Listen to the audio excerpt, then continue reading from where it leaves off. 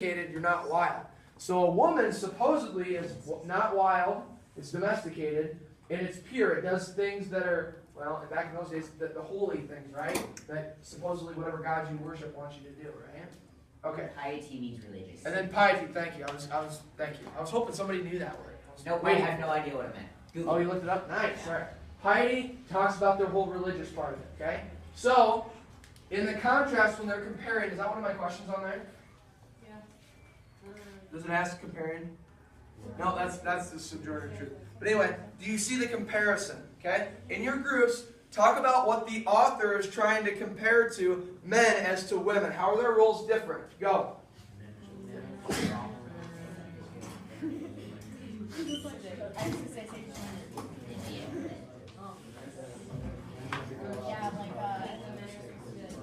Yes. They're literally like the exact old-time mom and dad. Time! Sadie, what comparison does the author make about men and women in this article? They have... Okay, wait, say the question again. What comparison does the author make about men and women in this article? They both have, like, some, what's the word, like, Similarities or no, jobs, roles? like, not tradition, but, like, some of the same. Oh, some traditional roles, like old school roles, right? Yeah, and the way, like, some of them, like, act, I guess. Okay. The way some of them act. All right. Very good. So I heard over here, Mr. Ponson said the man goes to work. He's out there. He's building himself up as a man in society. What does the woman do, Cody? The woman does what? Where's she supposed to go though, or stay, or what? Yeah, she's at the house doing the womanly things, the mother things, right? The cleaning, all this stuff. It's very basic, standard stuff. Okay, Hallie? We kind of said that they're kind of the opposite because the men are supposed to be like competitive and like not technically like wild, but they're supposed to be just like strong. Right. And the women are supposed to be just like laid back and clean the house and kind of Did just. you hear the word submissive? Yeah. How many of you girls want to be submissive? What's that mean? Means to lay down and do everything the man says. Yeah, that's what I thought. Fat chance of you know what, right? Okay, very good. All right, Hallie, why don't you continue reading? Alright. We're gonna let this one go for a little bit. Go from a woman's virtue. Yep, go ahead. Woman's virtue was as much a hallmark of Victorian society as machoism. As long as women functionized flawless within the domestic sphere and never ventured from it, women were held in Reverence. by their husbands in general society.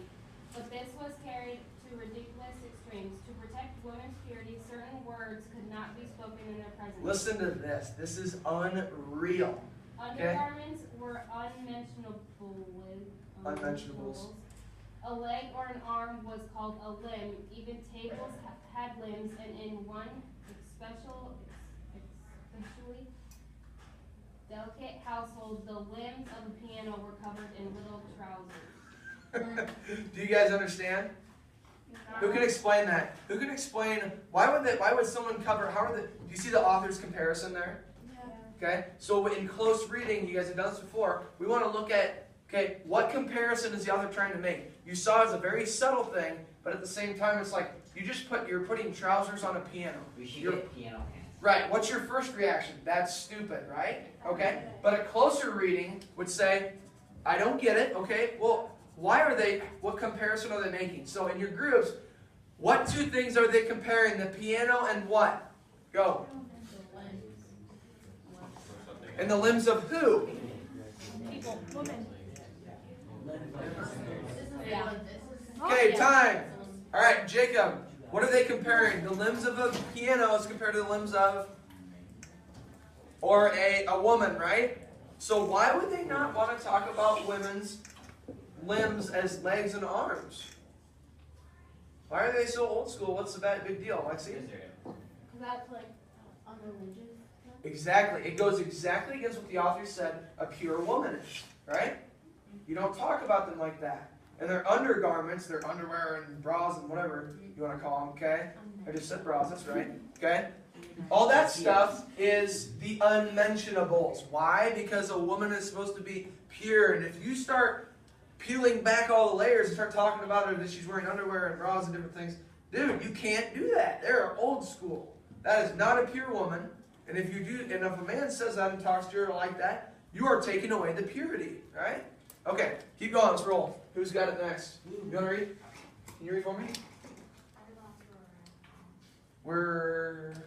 Let's go down to the Sojourner Truth. That's the one I want to read.